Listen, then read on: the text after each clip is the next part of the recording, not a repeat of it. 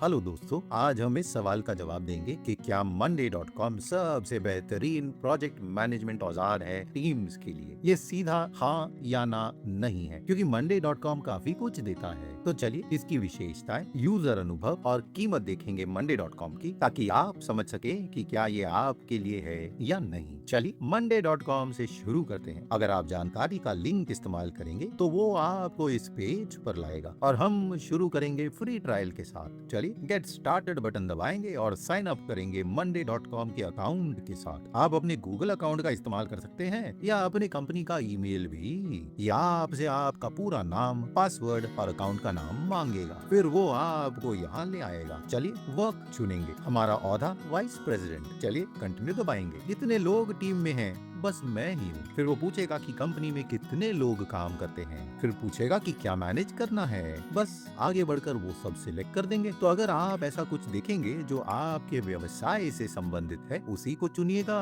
फिर वो पूछेगा सबसे पहले किस पर फोकस करना है। हम टास्क मैनेजमेंट चुनेंगे और वो पूछेगा कि हमारे बारे में कहाँ से सुना। तो हम कंटिन्यू दबाएंगे और साइन अप प्रक्रिया पूरी हो गई है। तो साइन अप प्रक्रिया के बाद monday.com के अंदर ये ऐसे दिखेगा। मैं आपको एक थोड़ा वॉक थ्रू दिखाऊंगा monday.com के सिस्टम का, ताकि आप नेविगेट आसानी से कर सके। क्योंकि पहले जब मैंने monday.com इस्तेमाल किया था, ये इतना अंतर्ज्ञानी नहीं था। तो अगर आप साइट को अच्छी तरह नेविगेट कर पाएंगे, कुछ कर सकेंगे काम के अनुसार, और समझ में आएगा कि क्या ये आपके लिए सही फिट बैठेगा।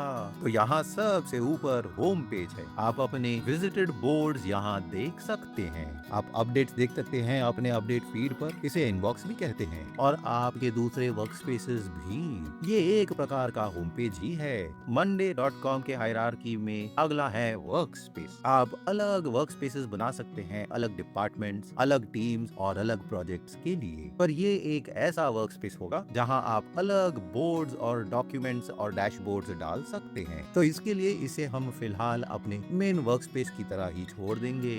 उनके अगले हायरार्की में है बोर्ड्स, डॉक्स और डैशबोर्ड्स। अगर हम इस नीले चिन्ह को दबाएंगे वर्कस्पेस के नीचे, ये हमारे लिए एक नया बोर्ड बना देगा वर्कस्पेस के अंदर। अगर आप अलग बोर्ड डालना चाहते हैं अलग वर्कस्पेस में, तो आपको पहले अलग वर्कस्पेस देखना होगा, फिर उसमें नेविगेट करना पड़ेगा ताकि हमारा मेन वर्कस्पेस यहाँ हो, और फिर उस वर्कस्पेस में हमने बस वही क्रिएट किया था। तो जैसे मैंने कहा, किसी वर्कस्पेस में हम बोर्ड्स, डॉक्स और डैशबोर्ड्स बना सकते हैं। बोर्ड्स में सबसे ज्यादा एक्शन चल रहा होता है। तो चलिए नया बोर्ड बनाते हैं। इसे हम कोई भी नाम दे सकते हैं। फिलहाल उसे न्यू बोर्ड छोड़ देंगे, और इसके बाद प्राइवेसी भी बदलनी है। ये सब विजिबल होगा जो हमारे अकाउंट में है। आप प्राइवेसी चुन सकते हैं, वर्किंग प्राइवेटली या शेयरेबल बोर्ड भी बना सकते हैं। फिर नीचे आप चुन सकते हैं इस बोर्ड पर आप क्या मैनेज करने वाले हैं, कौन से आइटम है, budget, employee, campaign, lead, project, creative, client, task या कस्टम। फिलहाल हम इसे ऐसे ही आइटम के हिसाब से छोड़ देंगे। इसके अंदर जाएंगे और बोर्ड देखेंगे कैसे दिखता है। तो जैसे मैंने कहा, बोर्ड में ही सारा काम होता है monday.com के अंदर। तो हायरार्की में अगला है ग्रुप। ग्रुप्स में आप देख सकते हैं यहाँ अलग ग्रुपिंग है। रंग के हिसाब से हम इन्हें अलग नाम दे सकते हैं। इसे ग्रुप 1 और इसे ग्रुप 2 नाम देंगे, और हर ग्रुप में आप कॉलम बदल सकते हैं। तो अगर हमें ये डेट कॉलम पूरे बाएं तरफ डालना था तो वो कर सकते हैं, या नया कॉलम डालना है वो भी कर सकते हैं प्लस साइन दबाकर, और इनमें से कोई भी कॉलम चुन सकते हैं या एक से ज्यादा भी चुन सकते हैं। कितने सारे कॉलम है monday.com के अंदर। और यहाँ अंत में देखिए आइटम्स है। हर आइटम अलग एंट्री या यूनिट के साथ है, एक गुट के अंदर बोर्ड के साथ। तो अगर हम इसे यहाँ खोलेंगे, इसमें हम कोई भी अपडेट डाल सकते हैं। अगर ये टास्क होता, हम इसमें अपडेट डाल सकते अपने टीम के लिए कि कोई परिवर्तन लाना है इस टास्क पर, उस हिसाब से। तो अभी आपको monday.com का लेआउट समझ में आया होगा। चलिए अनुभव देखते हैं कि monday.com इस्तेमाल करने में कैसा है। इस उदाहरण के लिए हम एक सरल टू डू लिस्ट बनाते हैं। एक नया वर्कस्पेस बनाएंगे और उसे टीम वर्कस्पेस नाम देंगे। यहाँ आएंगे, मेन वर्कस्पेस पर क्लिक करेंगे और ऐड वर्कस्पेस दबा देंगे। इसे टीम वर्कस्पेस नाम देंगे और ऐड वर्कस्पेस क्लिक कर देंगे। चलिए बोर्ड बनाते हैं और उसका नाम टास्क देंगे। फिर इस बोर्ड को क्लिक करेंगे और टास्क का टाइटल डाल देंगे। फिर टास्क टास्क चुनेंगे कि हमें इस बोर्ड को कैसे मैनेज करना है। चलिए इस उदाहरण के लिए हम अलग 4 गुट बनाएंगे 4 डिपार्टमेंट्स के लिए। इनको नाम देंगे सेल्स, इसे मार्केटिंग और 2 अलग नए ग्रुप, एक फुलफिलमेंट और आखिरी वाला एडमिनिस्ट्रेशन। चलिए इनमें टास्क डाल देंगे टास्क बोर्ड पर, तो आप समझ पाएंगे कि monday.com कैसे टीम मेंबर्स के लिए काम करता है अलग टास्क के हिसाब से। तो अब जो हमारे यहाँ कुछ टास्क आ गए हैं, देखेंगे कि अलग व्यूज कैसे बना सकते हैं यहाँ इनके साथ। तो टेबल व्यू तो अच्छा है, देखेंगे और कौन सा व्यू यहाँ मिलेगा। अगर हम ये प्लस का चिन्ह दबाएंगे हम अलग व्यूज चुन सकेंगे। चलिए कैनबैन चुनेंगे, यहाँ हम सारे टास्क का स्टेटस देख सकते हैं अलग गुटों के साथ डिपार्टमेंट के अनुसार। हम देख सकेंगे कि हम किस पर काम कर रहे हैं, एक हो गया है और ब्लैंक भी है। अगर हम कुछ और अच्छी तरह देखना चाहते हैं तो सिर्फ स्टेटस की बात नहीं है बैंड बोर्ड पर यह भी कि उसे डिपार्टमेंट के हिसाब से बांटा जाए जैसे मेन टेबल व्यू में होता है। तो चलिए सेटिंग्स पर जाएंगे और क्लिक करेंगे डिवाइड बाय और वो ऑटोमेटिकली गुट के हिसाब से बट जाता है। वही तो हम चाहते थे। तो अभी देखिए सेल्स ग्रुप ऊपर है, उसे कोलैप्स कर देंगे। उसके बाद मार्केटिंग टास्क है जो फिलहाल ब्लैंक स्टेटस में है, तो हमें इसे यहाँ से निकाल देंगे ताकि थोड़ा ठीक से दिखे। फिर स्क्रॉल करेंगे नीचे और हमारा फुलफिलमेंट है और नीचे स्क्रॉल करेंगे तो एडमिनिस्ट्रेशन है। एक अच्छी बात ये है कि अगर हम इन सब को कोलैप्स करेंगे तो ये सब एक ही स्क्रीन पर दिख जाएंगे।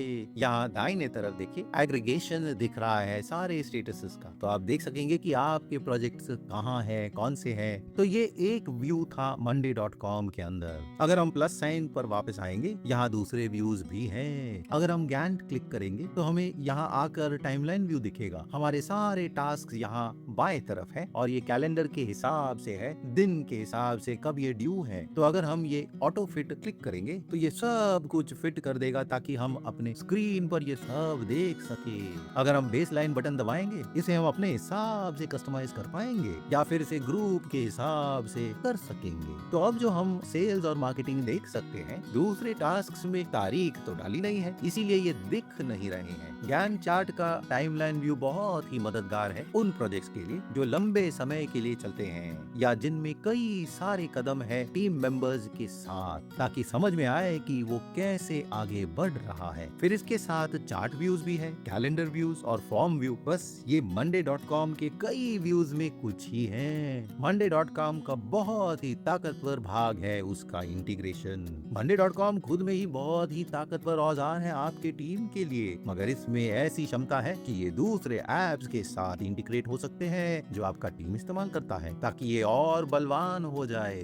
तो चलिए इंटीग्रेशंस पर जाते हैं, फिर टास्क बोर्ड पर क्लिक करेंगे या जो भी बोर्ड आप इस्तेमाल कर रहे हैं। फिर यहाँ ऊपर आइए और इंटीग्रेट चुनिएगा। यहाँ अलग इंटीग्रेशंस में से चुन सकते हैं जैसे दूसरे एप्स, पर इसके अलावा ऐसे एप्स हैं जो monday.com में बनाए ही गए हैं और जबरदस्त इंटीग्रेट होते हैं यहाँ। जब आप खुद से ये सवाल कर रहे हैं कि ऑटोमेशन कैसे काम करता है, तो monday.com में ऑटोमेशन बनाना सीधा है। तो आपको बोर्ड लेवल पर आना है, वहाँ ऑटोमेशन बनाना है जो खास लोगों को बताए कि टास्क वर्किंग से डन पर तब्दील हो गया है। तो यहाँ आकर ऑटोमेट का बटन दबाएंगे, एक कस्टम ऑटोमेशन बनाएंगे। पर यहाँ दूसरे ऑटोमेशंस भी हैं जो आप बना सकते हैं। यहाँ बेसिक वाले हैं monday.com ने जो दिए हैं, यहाँ दूसरे वाले भी हैं जो इंटीग्रेशंस के साथ ऑटोमेशन काम करवाते हैं। पर फिलहाल हम कस्टम ऑटोमेशन का बटन दबाएंगे। तो जब स्टेटस बदलता है डन में, हम किसी को नोटिफाई करेंगे, फिर हम क्लिक करेंगे स्टेटस के बदलाव का, फिर यहाँ क्लिक करेंगे स्टेटस बदल गया है डन में, फिर नोटिफाई, फिर यहाँ नोटिफाई पर एक कस्टम संदेश लिख देंगे। तो फर्ज कीजिए मैं कहूंगा हे माइक ये हो गया है, फिर यहाँ नीचे सारे फील्ड्स को ऑटो पॉपुलेट कर सकते हैं बोर्ड के आइटम्स के बल पर। तो हम आगे बढ़कर आइटम का नाम,